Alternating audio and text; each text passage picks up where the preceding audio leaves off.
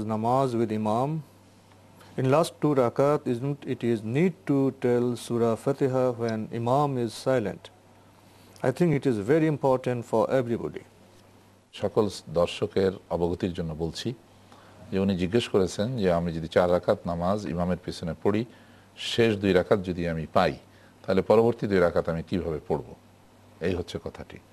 তো সেক্ষেত্রে নিয়ম হচ্ছে যে আপনি ইমাম সালাম ফেরাবার পরে আপনি দাঁড়িয়ে সূরা ফাতিহা পড়বেন এবং অন্য সূরা পড়বেন, তারপরে আপনি রুকু করবেন, সাজদা করবেন, উঠে যাবেন, আর এরপরে আবার সূরা ফাতিহা পড়ে অন্য সূরা পড়ে রুকু করবেন, সাজদা করবেন, বসে যাবেন, বসে সালাম ফিরাবেন। এই হচ্ছে নিয়ম, স্বাভাবিক নিয়মটা। কিন্তু এর ব্যতিক্রম কথাও কিন্তু আছে। সে কথাটা হলো এরকম যে এই শেষ 2 রাকাতে শুধু সূরা ফাতিহা পড়তে হবে। ধরে নিতে হবে যে এটা শেষ 2 রাকাত ইমামের পরে আমি যেটা পেয়েছি, প্রথম 2 রাকাত আমি ইমামের সঙ্গে পড়েছি এবং শেষ 2 রাকাত এখানে পেয়েছি, সুতরাং শুধু সূরা ফাতিহা পড়লে চলবে। There is an opinion like this. কিন্তু এই অপিনিয়নটাকে আমভাবে ফলো করা হয় না। এই জন্য আমি আগে যেভাবে বলেছি, অর্থাৎ আপনি ইমামের সঙ্গে পেয়েছেন শেষ 2 রাকাত, সেখানে সূরা ফাতিহাই শুধু পড়া হয়েছিল। সুতরাং এই 2 রাকাত আপনি পেলেন এবং ইমাম যখন সালাম ফিরাবেন তখন আপনি দাঁড়িয়ে যাবেন আল্লাহু আকবার বলে। এরপরে আপনি আপনার প্রথম রাকাত ধরে নিয়ে এটাকে সূরা ফাতিহা এবং দ্বিতীয় আরেকটি সূরা পড়বেন বা একটা অংশ পড়বেন কোরআন মাজিদ থেকে, তারপরে রুকু করবেন, সাজদা করবেন, দাঁড়িয়ে যাবেন। এরপরে এই নিয়মেই আবার আরেক রাকাতও পড়বেন, পড়ে আপনার বসে যাবেন, বসে আত্তাহিয়াত, দুরুদ, দোয়া, মাসুরা পড়ে সালাম ফিরাবেন।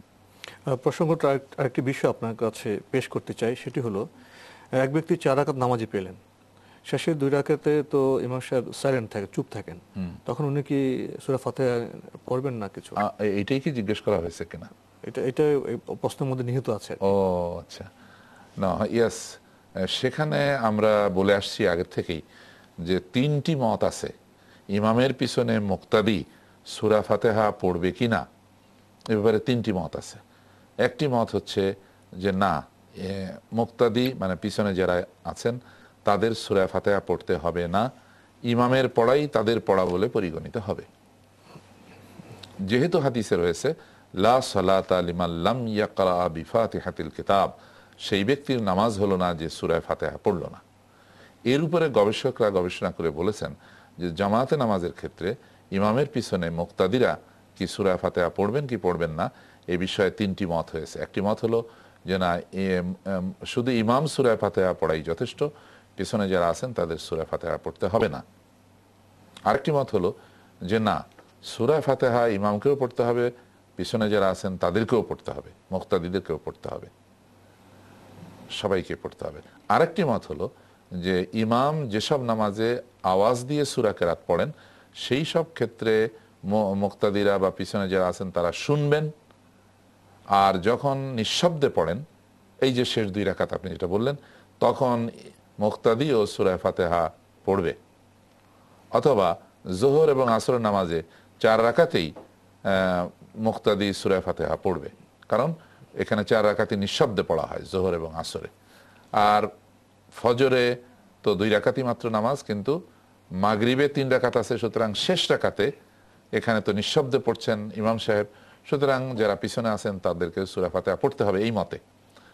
আর যারা 4 রাকাত মানে এশার 4 রাকাত ফরজ নামাজের সময়ও ঠিক তাই, যে শেষ 2 রাকাতে যেহেতু ইমাম সাহেব আওয়াজ দিচ্ছেন না, সুতরাং সূরা ফাতিহা ইমাম সাহেবও পড়বেন, পিছনে যারা আছে তারাও পড়বেন, এই আরেকটি মত।